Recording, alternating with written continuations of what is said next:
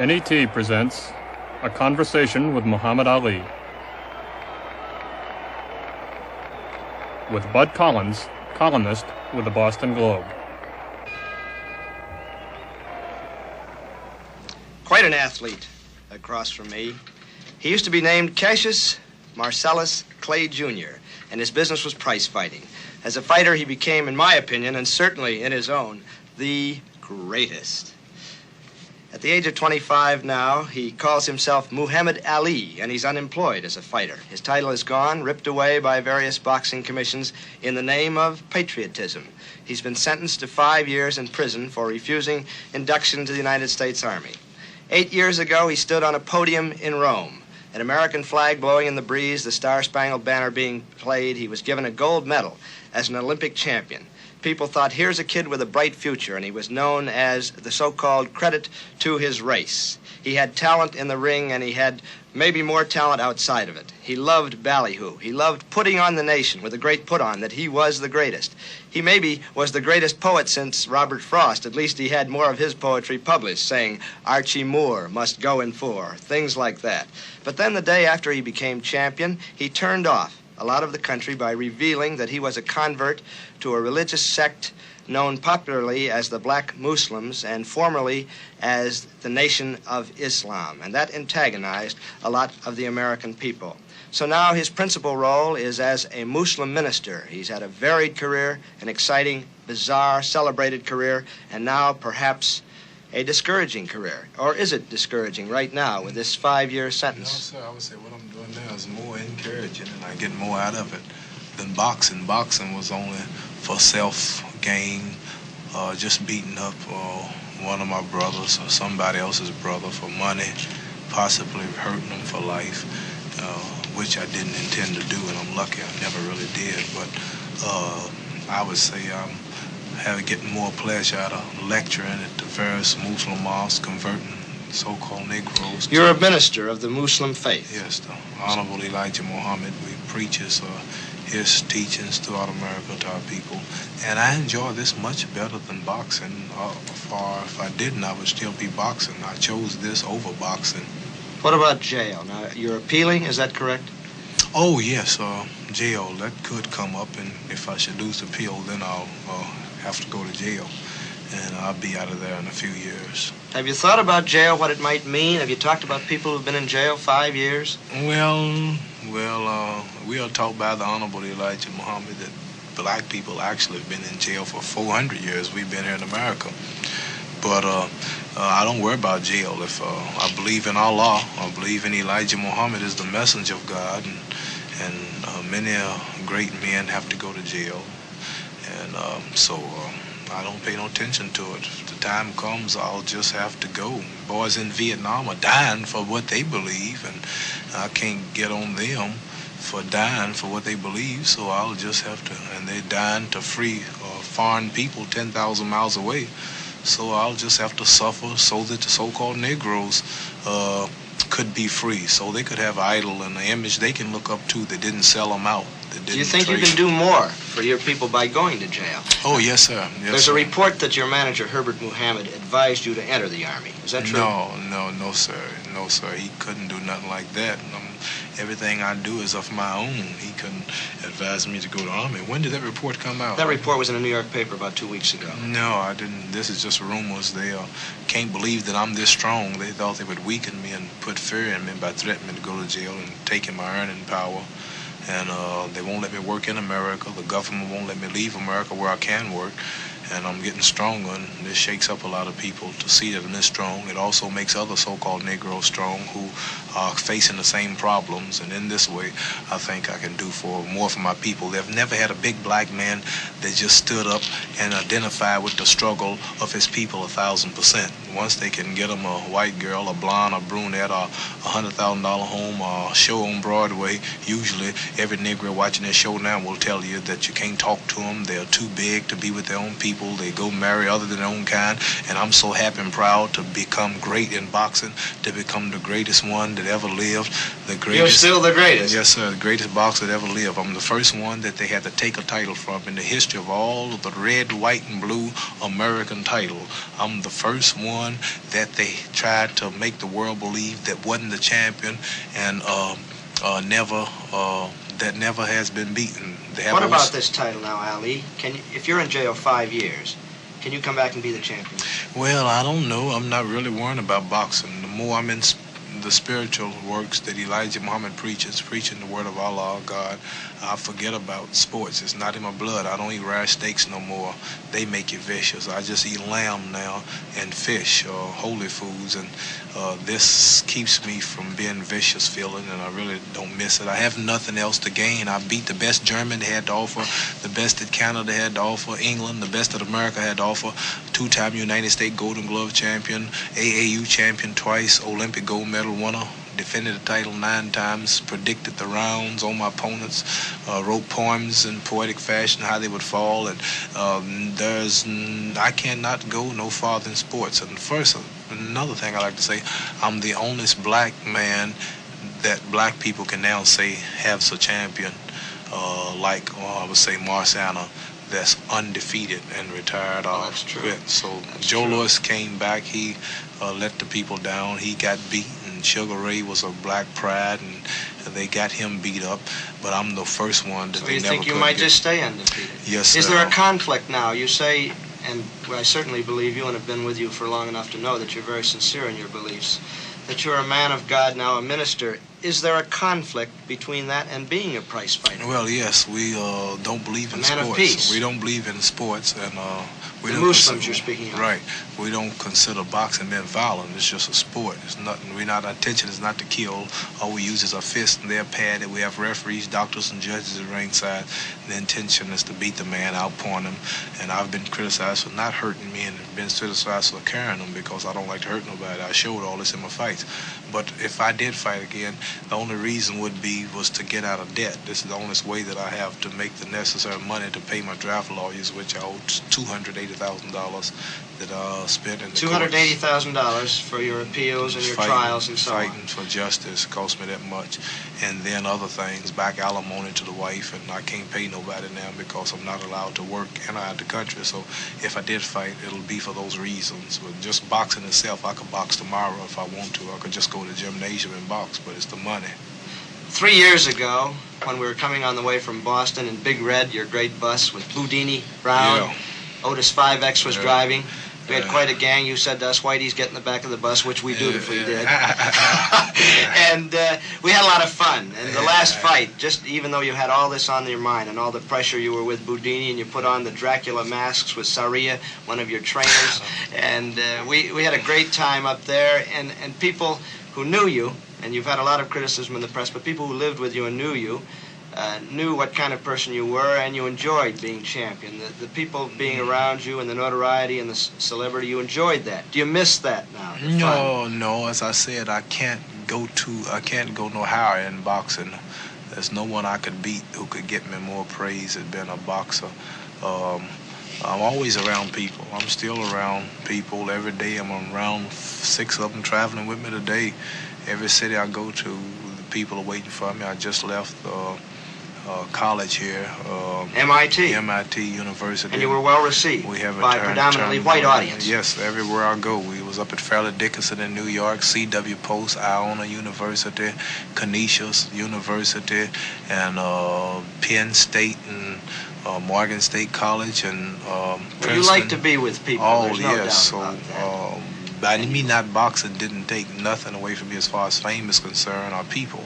I can always hold my head high. I can always put on a necktie, and I can talk. Most boxers, you bring them on this show now, even the ones fighting, they couldn't talk like I'm talking now. Well, nobody can talk like you can talk. Yeah, so I have lots to fall back on, so I can't just ask the question in long. I just can't miss boxing. Do you remember, Ali, that night when we were on the bus? We were in Yulee, Florida. We stopped to get some food. It was a Jim Crow diner. They threw Boudini out, and you didn't go in. I told him not to go at first. I told him not to go because I can tell. I went in first, and the man said something about we don't serve Negroes. I said, yes, sir, I'm sorry. And I went because we who are Muslims don't believe in forcing our places self. And you said into to places Boudini of that our night, own. you said you're following Martin Luther King and people like that, and you're wrong, did you not? No, I don't remember saying that. And I didn't mention him. I'm sure I didn't. I said. But I think you said that, something about that wasn't the way to go about it. for Well, the I Negro, said if the the way- man don't want you there, and this is his restaurant, and if he hates you that much to put you out or to shoot his own white brother to keep you out, there's a possibility that vanilla milkshake you want, when he go back to fix it, he could, spit in it. And I'm sure if somebody spit in a milkshake and mix it up, you couldn't see it. And I don't see why you have to be sick mentally to want to force yourself into places where you're not wanted. You see the man hate you. You see they don't want you down here. I want you to leave him alone. We're going somewhere else. He said, no, I'm going in. I'm an American. I'm American. I got a right to go. Oh, I said, well, come on out. I bet y'all come out with what I want. 5 minutes later, he came out with nothing. He said, treat me like that. I'm a man. Oh. I said, I told you, leave the people alone. They didn't want you. You just make yourself look like a fool. So we went on down the street, and another white Finally got restaurant. some We could eat Augusta, in. Georgia. Right, Yeah. we could eat in. Yeah. But tell us about the Muslims now. As I said, the day after you won, you remember that very well. Sonny Liston, the big old bear, as you call him, sat in his corner, quit to you. You became champion of the world. Everybody thought this is a refreshing young man. I always wondered what was his trainer talking about. I'll let you finish right after this. You know what his trainer was talking about when Liston sat on the stool? No. He said, Sonny, get up the bell rung. Sonny said, my mama didn't raise no fool. I'm standing right here on my stool. You got that poetry still going. What was you going to say? No, I was going to say that the next day, Ali, when everybody was saying the stereotype thing, here's a refreshing young man, we Good found boy. out you were a Muslim, and people got scared. I got bad all of a sudden, yeah. People got I scared, and don't you got know. bad all of a sudden, right, I overnight. was a good boy when I was hollering, I am the greatest. I cannot be beat. I am pretty. I'm the king. He. I was a good boy.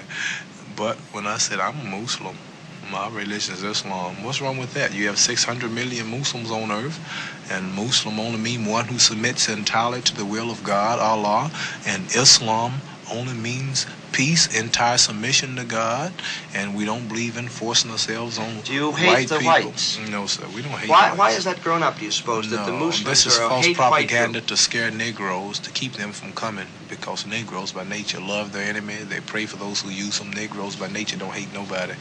And so if they can make people think that we're a hate group, that'll frighten them. But we don't hate white people. We know white people. We know the history of white people. For an example, if a tiger broke in this room now, I would beat you getting out. If a rattlesnake broke in here, I'd beat you getting off of this stage. I don't hate rattlesnakes. I don't hate tigers. I just know I can't get along with them. After learning the nature of the snake and the tiger, I don't want to try to eat with him or sleep with him because I know that he might bite me. So now that I You know don't that, think that we can ever get along now? I think that was your point with I Martin Luther King. know. I know when you whites and blacks cannot get along. This is nature. This getting worse every day. The latest government fact-finding committee just said that things are becoming to be separate, just two societies, black and white. That's what we've been telling you, separation. Now the government admits that that's coming. White women have got gun clubs all over the country. Learn how to shoot at black targets. Understand they're making guns that'll shoot through brick walls just to get Negroes. And Do you believe that? I know it. I see it. Mayor Daley in Chicago, I think, somebody ordered helicopters or something just with these rats and rotating machine guns on them, and they breeding dogs that just attack black people, all kind of spray and mist and banana slick. And Well, what are you going to do now as one of the prominent black persons and a Teach person them who all. can be a leader and that youth I'm look not up gonna be to? a leader, What is your but role in this I can't perhaps be a- civil I war, as people call it? Can't be a leader, but I can tell them about the leader. All I can tell them is to join on to their own kind, accept their own kind, join on to the true religion, which is Islam, join on to the Muslim teachings, which is taught to us by the Honorable Elijah Muhammad, the honest black man preaching the truth to black people. Clean up your own neighborhoods, do something for yourself, quit begging has to this religion integrate done and for you? beg to separate. Ali. Well, if number one, the Honorable Elijah Muhammad, the religion of Islam, has given me a beautiful name, Muhammad Ali, which has connected me with some 56 Muslim countries. I have 56 government invitations. This is why Washington won't let me go to Japan to fight, because the prosecuting attorney there came to Houston and told the judge that if we let this man leave, he might not come back because he has 600 million Muslim brothers that would gladly make him a make him a millionaire fugitive. So this is what it's done to me. Where I used to try to get love of whites and beg to be with whites, and now I can go sit with kings in Egypt, Lebanon, Syria, Pakistan, Indonesia, Saudi Arabia. This has taught me a knowledge of myself, taught me to love and respect my own people, taught me to marry and my own women, all great Negroes. But you're obviously not uncomfortable with whites. I don't think I'm uncomfortable. Are you with uncomfortable anybody. with me right now? No, I'm comfortable. I'm real comfortable with you. Of course, I know how far to go with you. I'm not going to go home with you now and flirt with your daughter. I'm not going to try to push you out of your suburb. I integrate so far. See, we don't. That's why I like Governor Wallace. He tells the truth about things like that. George Wallace? Yes, sir. That truth he tells, we like. He tells the truth. You believe that? I see him telling the truth. You don't believe he's been a tough influence in this country and a bad influence? Well, I don't agree with everything nobody say, but I like what he say when he says that Negroes shouldn't force themselves into white neighborhoods, and white people shouldn't have to move out of the neighborhoods just because one Negro comes. If they don't want to sell the house to him, he shouldn't, and that makes sense. If a person don't want you, why are you going to push yourself on him? And Wallace is admitting that this ain't right, and let the people do what they want to do. They need local government where they can decide what they want to do in their own community, and just don't make some northern so-called liberal come in and bust the neighborhood up, and they all have to pack up and go somewhere else and always be What would you say for your people? They're living in deplorable conditions in Chicago now. Hmm? They're living in terrible conditions in Chicago. This is all over the world living in terrible conditions. This is why Elijah Muhammad teaches us that they need some land of their own where they can produce and build their own homes, schools, factories, and hospitals, since they're suffering and been turned away from many of whites, and get some land. Since we helped build America to be fit to the richest states on the planet, fought in all American wars to help maintain and uphold the government, why not should we have some of the land where we can build and construct? Negroes are doctors, Negroes are lawyers, physicians, mechanics,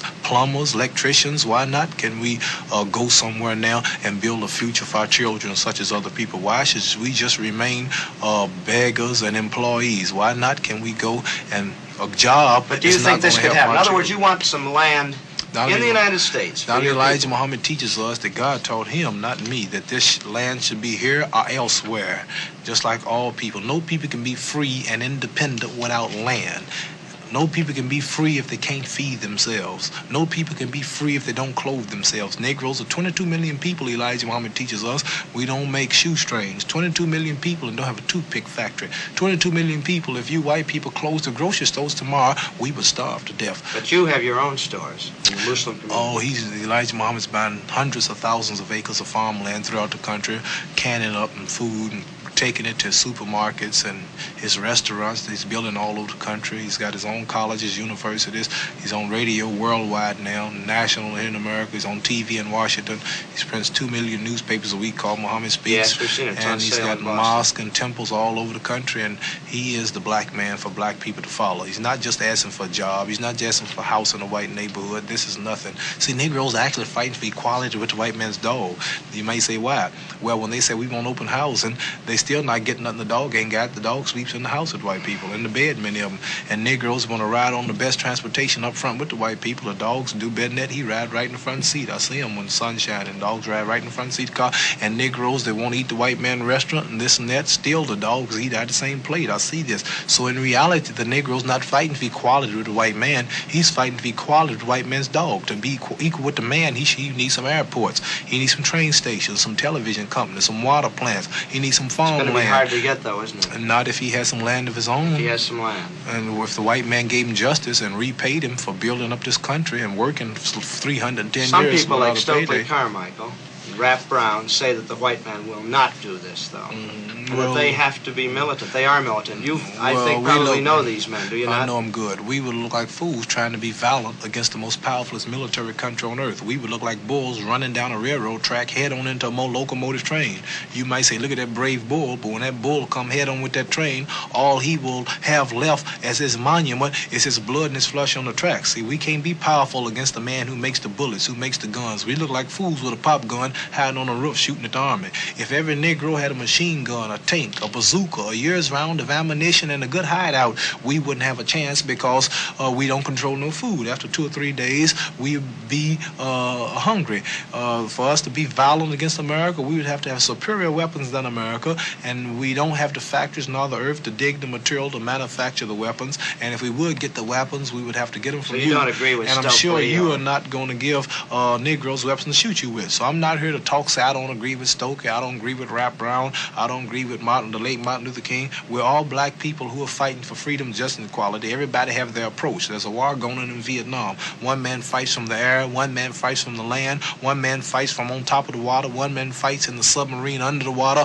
One man comes from, he's a Secret Service man or a spy. They're all fighting the same common enemies. They say the North Vietnamese people, but they have different approaches. Negroes have different approaches for their freedom. One man believes in integrating. One day we all be white, he say. Look like white people after 200 years. One believes that education and politics will solve it. One believes shooting and looting and burning up the country will solve it. One man believes integration will solve it. And we believe separation somewhere to ourselves will solve it. So we're not here to talk about these fellows. The same dog that bit them bit me and biting me, but we just don't agree with their approach to the freedom, but we all are for them if they are sincere in their way. And one day we hope that they will all soon recognize the true leader, Elijah Muhammad, and will all soon be Muslims. What do you think will happen?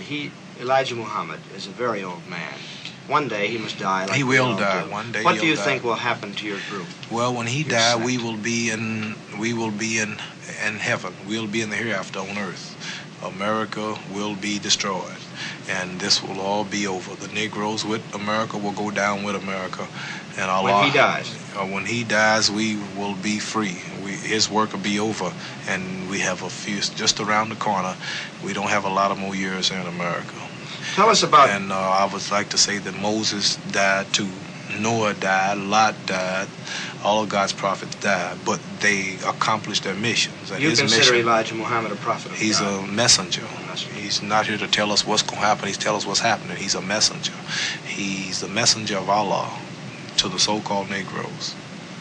What about your own life now? You're married, you have a young wife. Yeah, I got a little baby on the way. In about a month and a half, I'll have another little boy, I hope, and I'm young enough to hold the crown until he's around. Do you think he'll be the champion? Well, I don't think I want him to box. I'm going to send him to school, and I'm going to make him study and work, and he's going to be a wise man. He won't box. You're living in Chicago now. Right. I bought me a nice little home there and fixed it up nice. And still got driving me a a little Cadillac? Beautiful 18-year-old Muslim girl. Oh, yes, I got a couple of them old Cadillacs, but I'm trying to get my airplane. Cars are too slow. I travel so much. Every day I'm in certain cities, and I'm always moving. I always have calls, and driving are killing me. And I would like to have my own private plane, and now I'm pricing a Learjet, and I have a company just like there Niarchus. in Kansas City where they make those things, Wichita. They are working now with giving me a good deal on one where I maybe probably could lease it. Cause it's Well, I too guess much I'll to buy. pry into your personal affairs. There have been so many stories that you've been like Joe Louis and that you're broke. Yes, you owe I'm your lawyers broke. $280,000 on one hand. Now you talk about buying a Learjet. Yeah, I'm about gone. I said lease, see. Lease, Did you I say see. lease at the end? Yeah. But tax will pay for it anyway. But what I'm trying to say is that, yeah, I'm just about broke. I'm not allowed to work here now in America.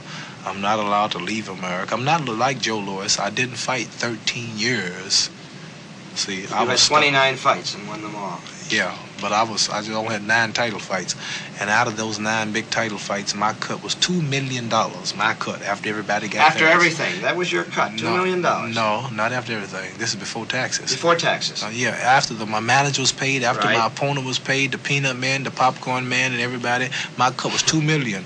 And out of $2 million, the 10 white men that backed me in Louisville, they made a deal with the government behind my back. I knew nothing about it. Real quick, they made a deal with the government where they would give the government 90% of all my earnings before I got them. This Before you was got called the Joe Louis law to keep me from being broke, they say.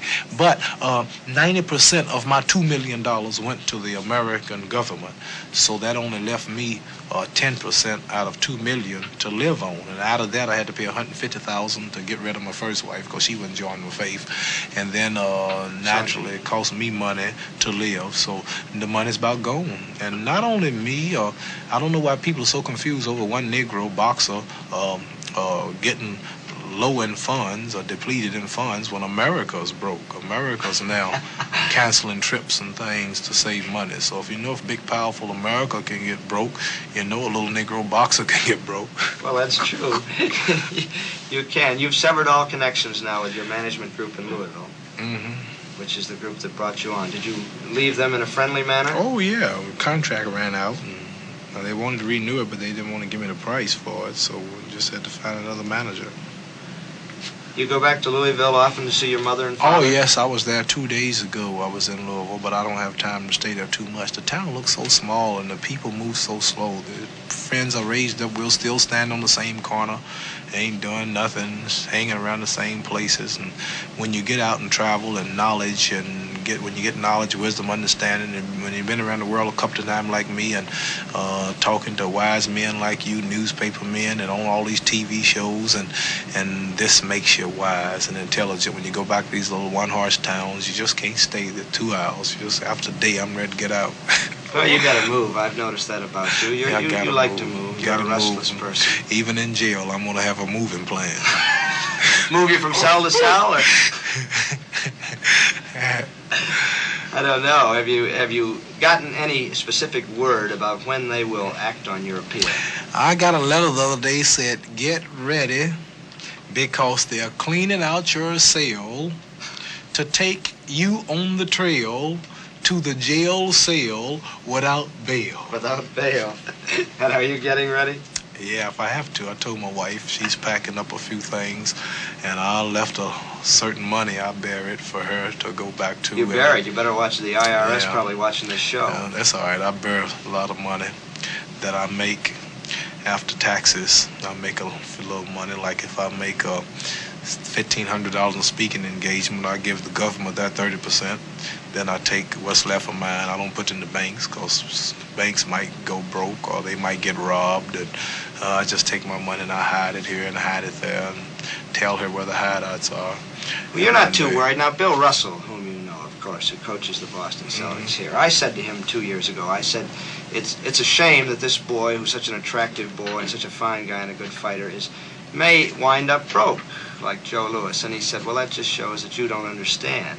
And he said, you just don't understand that's why we admire him so. Is it because he's ready to give up everything for his religion? Yeah, I haven't go around and do this, and they don't equate you with Joe Louis at all. These people you're talking about, they spent money on white women. They set up bars, and they went playing pool and golf for $1,000 a hole, and they were known to make millions and millions when it wasn't no high taxes, and they were not hindered by white America. They were allowed to see.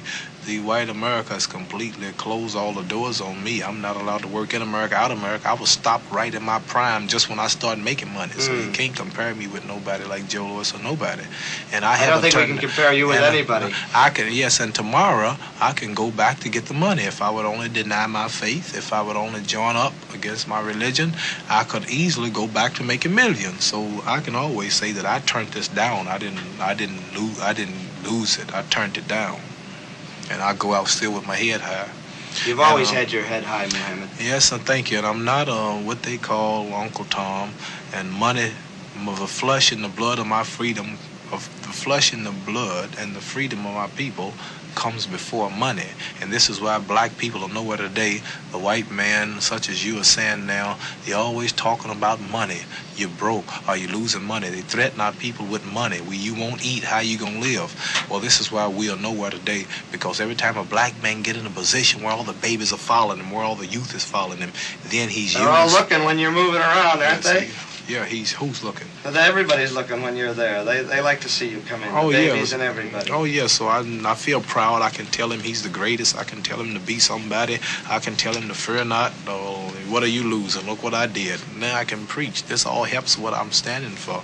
And I'm just happy. Everything I'm doing, I like. People see me and say, why are you not tired? Or, looking great. You're so happy. Where are your bodyguards? You don't have no bodyguards? I said, I haven't done nothing without bodyguards. It's great to have you with us, Muhammad Ali. Prize-fighting champion, minister to his people now, Muhammad Ali. Thank you. And I want Joe Frazier as soon as you get it ready. Okay, Joe Frazier for the title. Conversation